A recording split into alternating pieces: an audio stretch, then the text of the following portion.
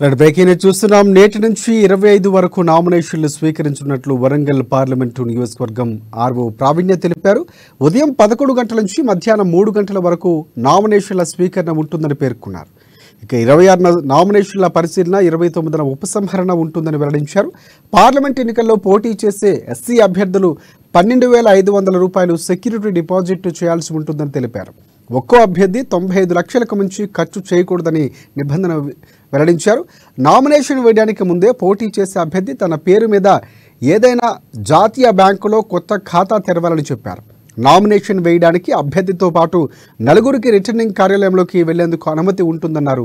రాజకీయ పార్టీల నాయకులు, కార్యకర్తలు రిటర్నింగ్ అధికారి కార్యాలయానికి 100 మీటర్ల దూరంలో ఉండాలని, నిబంధనలు అతిక్రమిస్తే చర్యలు తీసుకుంటామని పేర్కొన్నారు.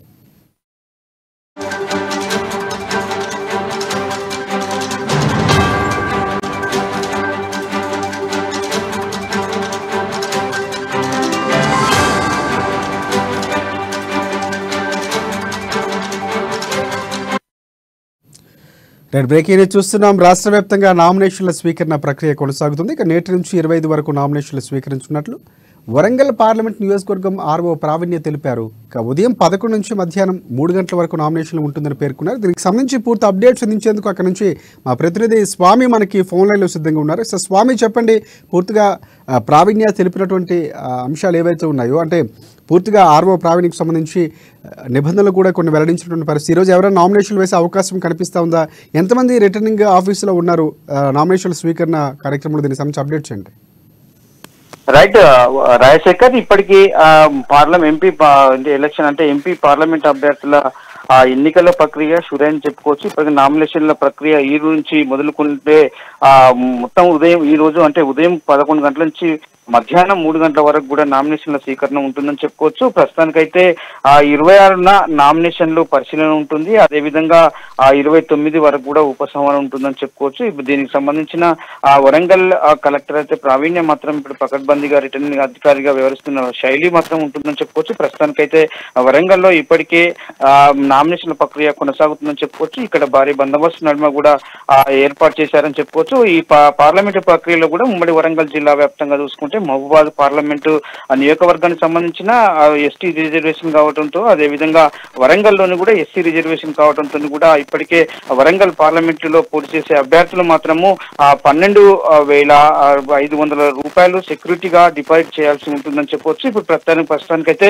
ఒక్కో అభ్యర్థి నుంచి 95 లక్షల వరకు కూడా వారి ఆదాయం ఖర్చు అంటే చేయకూడదని చెప్పి మొత్తానికైతే సూచనలు జారీ చేశారని చెప్పుకోవచ్చు. నామినేషన్ వేయడానికి మాత్రం ముందు రోజు నుంచి అభ్యర్థి తన పేరు మీద ఏదైతే జాతీయ బ్యాంకులో కూడా ఖాతా తెరవాలని కూడా ఆదేశాలు జారీ చేశారు. నామినేషన్ వేయడానికి అభ్యర్థితో పాటు కూడా మరో అంటే 4గురు మాత్రము రిటర్నింగ్ కార్యాలయానికి వెళ్లేందుకు కూడా అనుమతి కూడా లభించిందని చెప్పుకోవచ్చు. ప్రస్తుతానికైతే రాజకీయ పార్టీల నుంచి కూడా అంటే కార్యకర్తలు రిటర్నింగ్ అధికారి కార్యాలయానికి 100 మీటర్ల దూరంలో ఉండాలి, నియమ నిబంధనలు ప్రతి ఒక్కరు పాటించాలని చెప్పి కూడా ఇప్పటికే ఆ నియమ నిబంధనలు అయితే రిటర్నింగ్ అధికారి వరంగల్ జిల్లా కలెక్టర్ ప్రావీణ్య ఆదేశాలు జారీ చేసిన నేపథ్యం అయితే ఉంది. ఇప్పటికే ప్రస్తుతానికైతే ఎవరైనా నియమ నిబంధనలు అతిక్రమిస్తే మాత్రము చర్యలు మాత్రం తీసుకుంటారని చెప్పి కూడా ఇక చెప్తున్న పరిస్థితి ఉంటుందని చెప్పుకోవచ్చు. ఇప్పుడు ప్రస్తుతానికైతే ఇక్కడ భారీ బందోబస్తు నర్మ కూడా వరంగల్ పార్లమెంటు నామినేషన్ ప్రక్రియ కూడా కొనసాగుతుందని చెప్పుకోవచ్చు. ఇప్పటికైతే ప్రస్తుతానికైతే